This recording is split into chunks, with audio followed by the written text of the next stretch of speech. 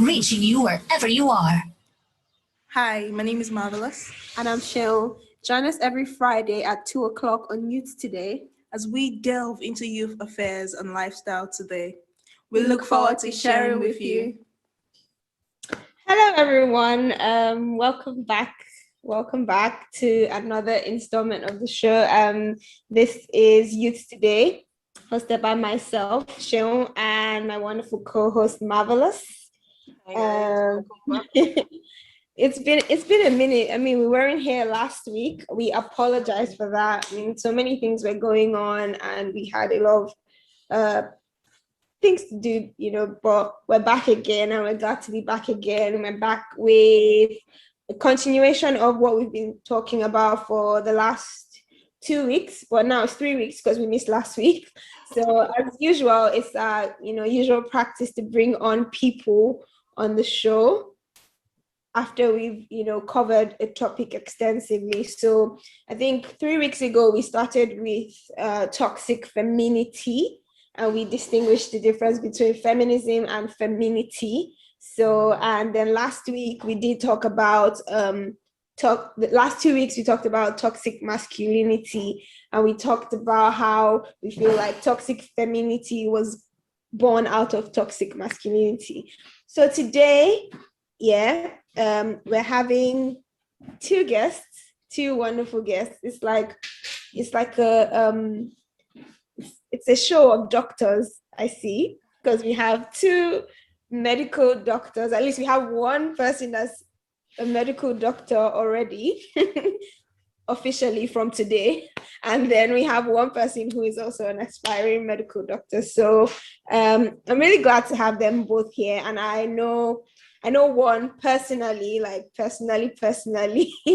firsthand, and I also know one as well, even though it's been for a short while. I can attest to the fact that she's a very brilliant person and very lovely person. So today we have Peace and Eni. But before that, I just wanted to let my co-host speak because she's looking a bit quiet today.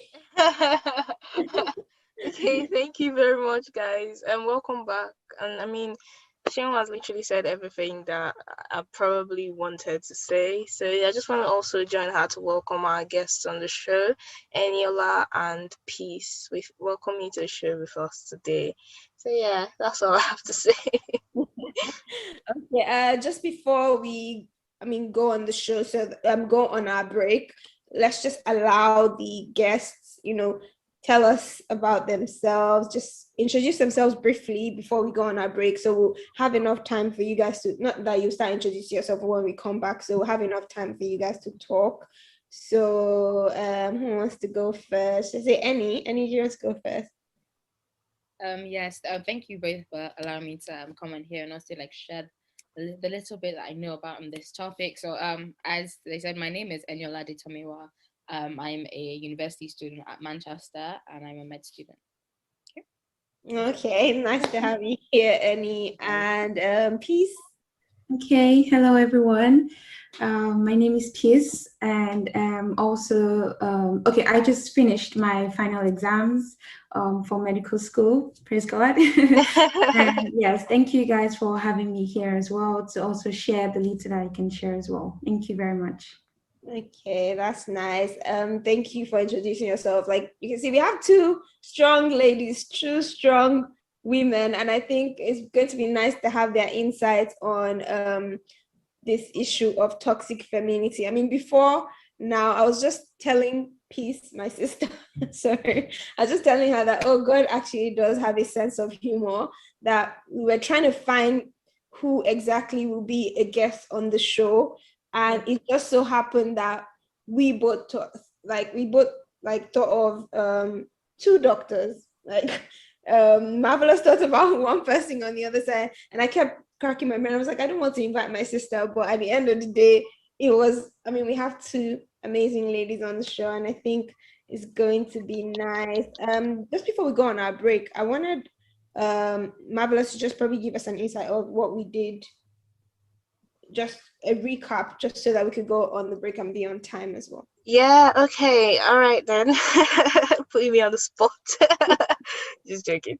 Okay, so last week, or 2 weeks ago, or very free, I don't know, we talked about toxic femininity, like Sean rightly said, and we were able to differentiate between toxic feminism and toxic femininity. So when we're talking about feminism, we know the movement that women are being involved in now, about equality between gender, equality between man and woman, what a man can do, a woman can do, also basically things like that. So that's the whole feminism movement and all that. So when we talk about toxic feminism, it has to do with when that becomes too much.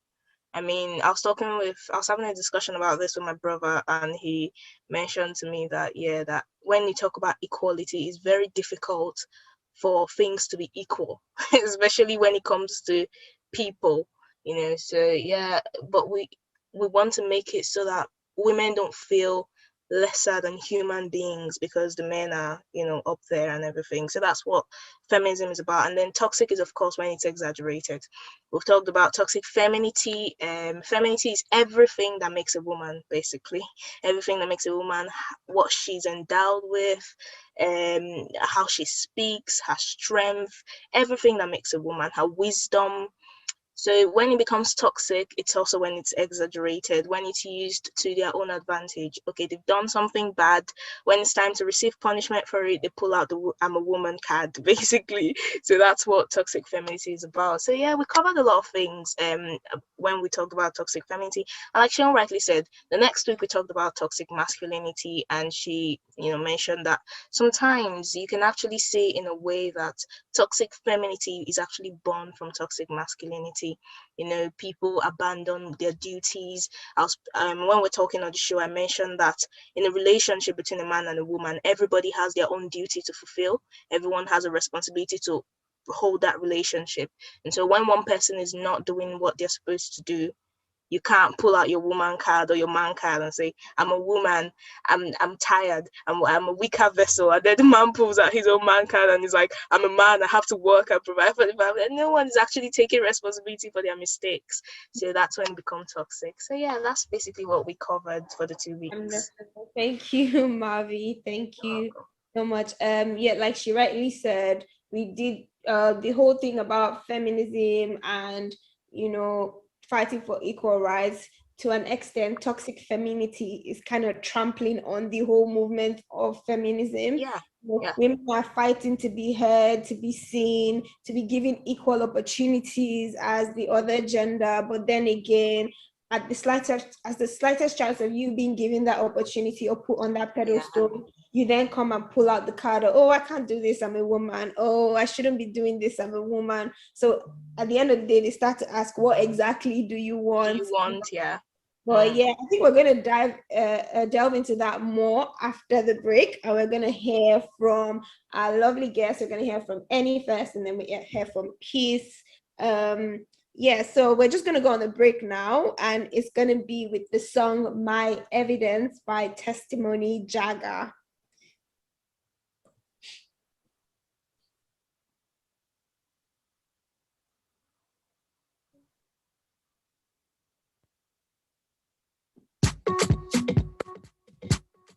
Yeah, no t-shirt.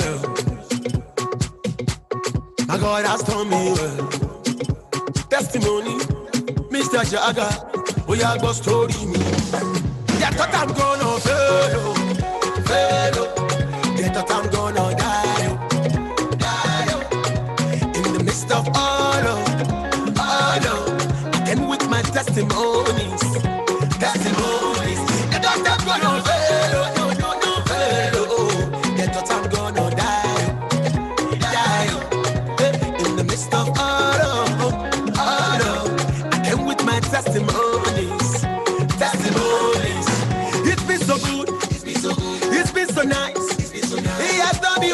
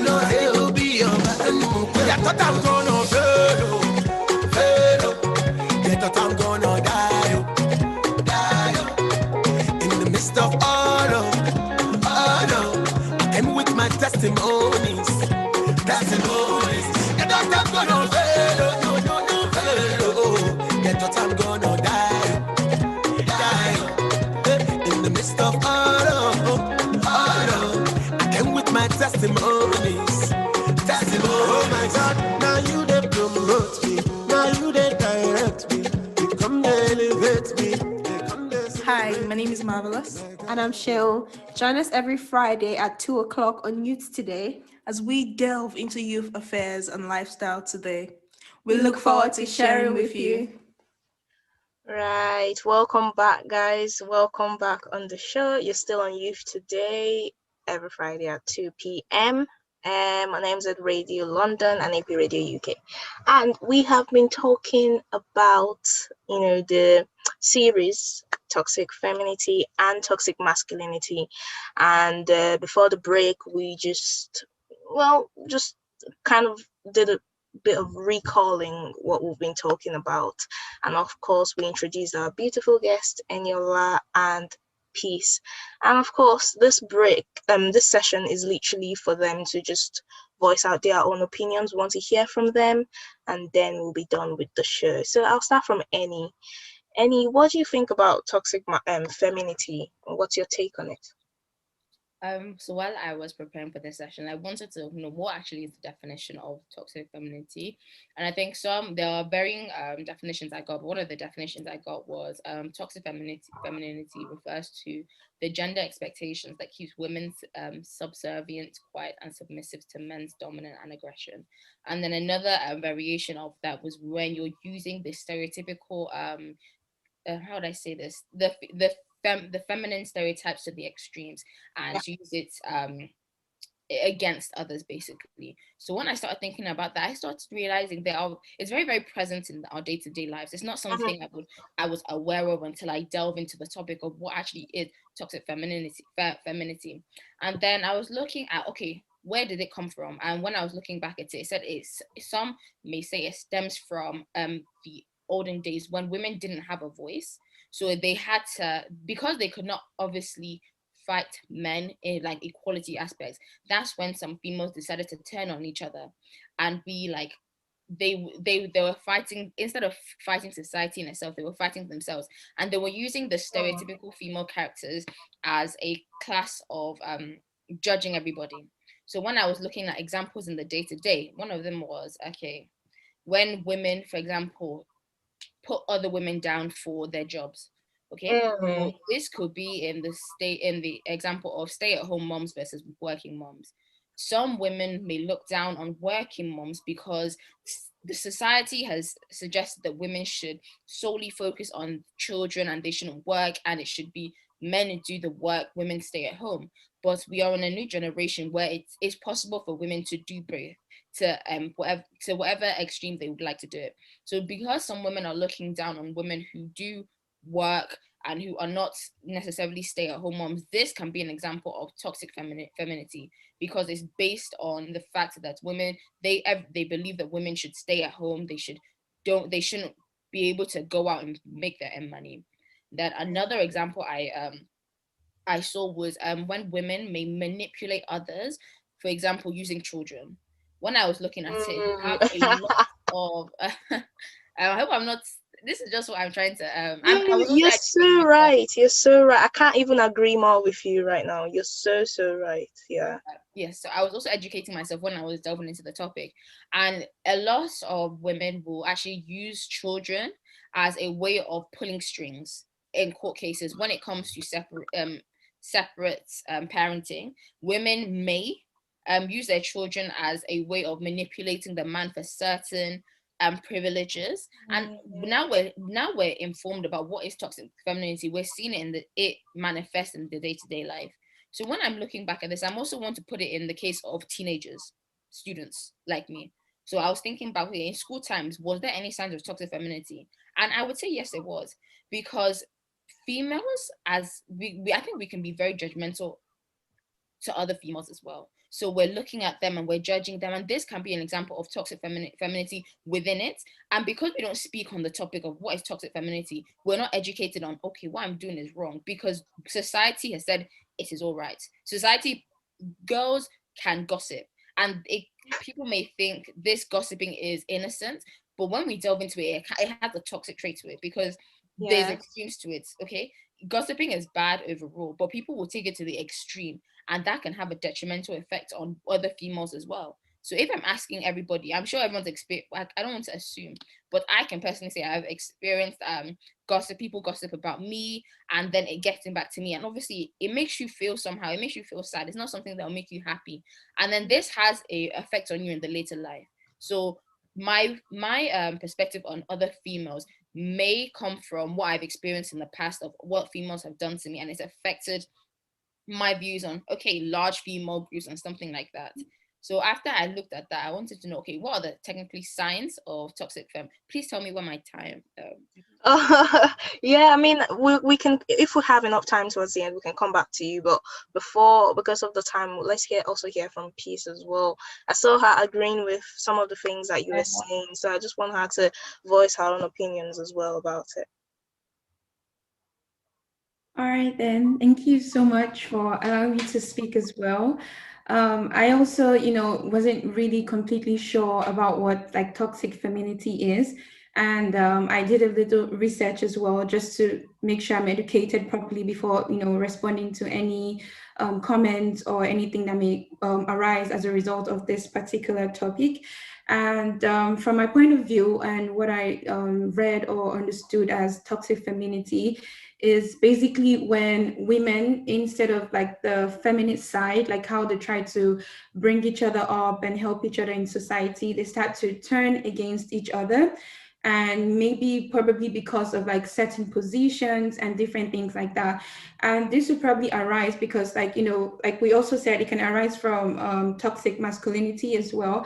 And this is when like men or guys tend to see women that look maybe more attractive, or they feel like, okay, they got into this certain level that they should be in. So in response to that, women start to like compete for that position as well, because they think that, okay, men see them as more valuable or more important or more respectful and things like that. And then from there, they start to turn against each other. They start to compete with themselves. And that is when it gets to a very toxic part where they start to, even say like words against each other and then look down on each other. And the kind of example I wanted to speak about was also like in the workplace as well, or maybe like for my field as well, basically. And I can say you can definitely see traits or examples of toxic femininity as well. So sometimes you may think, okay, maybe things like this happen, maybe people who work like in financing, in banking and things like that, because sometimes they are put there based on how they look or how they present themselves as well. But as well, like, people working in like the medical field as well, like when they get to positions where, someone has to maybe shadow a doctor or someone has to do this with someone else, and they compare them and like, okay, I prefer this person. And then because of that, the other person responds by saying, oh, I can actually do better than she can. And then from there, the hate starts, and then people start turn against each other, and they have words to say against each other. So it's definitely something that arises from how other people view ladies or view women in the right point of view. So instead of them supporting each other, they feel like, okay, I have to compete with this person to be seen as one of the best or one of the most important people. And at the end of the day, it still boils down to like the way females look at each other and see how they can also lift each other up. So I think toxic femininity is something that starts with us as well. And like Eniola mentioned earlier, it's something that has been happening from school, right? From high school or even primary school and things like that. When the girls start to, gossip about someone and things like that, they're basically trying to show that, okay, they have more authority or they are more popular than any other person, and people will listen to them more. So because of that, other people would tend to, want to be in that type of lifestyle as well. So they can also like be seen as the popular kid or the most important person. So that's what Wow, absolutely wonderful points. Like, I learned something from interview. Like, I didn't even think about it to that extent. Same. But from what Annie said, I did pick up a lot of things in the sense that because of the way, she gave two different points of view. She gave the first point of view, basically that women couldn't fight back the men, and then they begin to turn to themselves and look at how to demean each other in a certain way. And then the other side of it, Peace also touched on it, talking about, I mean, a lot of us are not even educated about toxic femininity, as in that is even why we've allowed it to grow up until this stage, because So we're not even aware that we do it. So yeah, and even the ones that are aware don't admit to it. They yeah, just can't admit to exactly. it. Yeah. Yeah. Guys, thank you so much, guys. Thank you so much. We don't have much time, but in a couple seconds, I just want to ask the guests as well.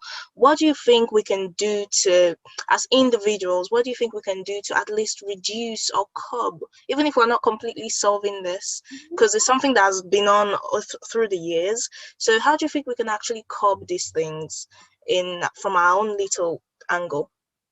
I'll start with Annie, please. I think the first thing we need to do is educate each other. As I said previously, I've heard of toxic masculinity. That's a topic of conversation between like me and my friends, but we've never reversed the rules and say what is toxic femininity. So educating ourselves, and then when I was researching about it, it gave me these examples that I didn't clock that this was examples of toxic femininity. So educating yourselves and then obviously putting it into action and having friends who are keeping you accountable. So if they are seeing signs of you doing something that is bad, I believe that your friends should help you. And if they're your true friend, they should be able to like pull you up and say something like, okay, Eniola, this thing you didn't.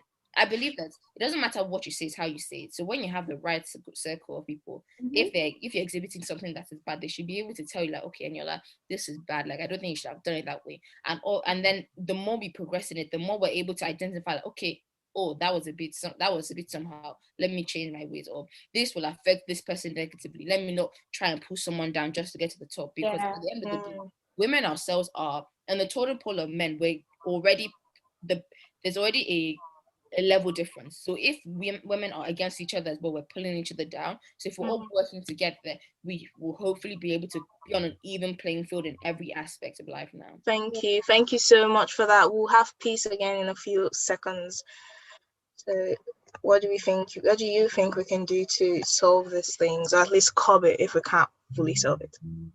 All right, so I believe that we should also understand that, us being successful is not like something that is limited to just a few people. It's not like a limited resource. You can be successful in whatever field that you find yourself in. It doesn't have to be something very renounced or something that is known by everyone. So I feel like that is what, causes the competition or the uprising as well. So once everyone knows that, okay, whatever field that I'm in, I can also be successful, then they won't have to have any reason to, look down on other people or trying to bring other people down.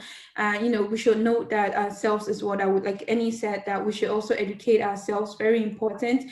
And then the more people know about this, or they understand, the effects it causes, and, what it can even be like deriving from, where it can even be starting from, like, even co-workers can actually pin people with other people. So it's something that we should know, that whatever position that we find ourselves in, that the competition is not basically between us as well. It's not between us females. It's against, whatever feminists also arise or think, the competition is against. So it's not just about ourselves as well. It's also bringing every woman up, because once men start to see this trait and say, okay, they're already competing about themselves, they already have negative things to say about us. So we should understand that the competition is not about us, and we can all be successful in whatever field that we find ourselves in. Thank you very much. Amazing points. Thank you so much for that. Thank you, Annie. Thank you, Peace, for coming on the show.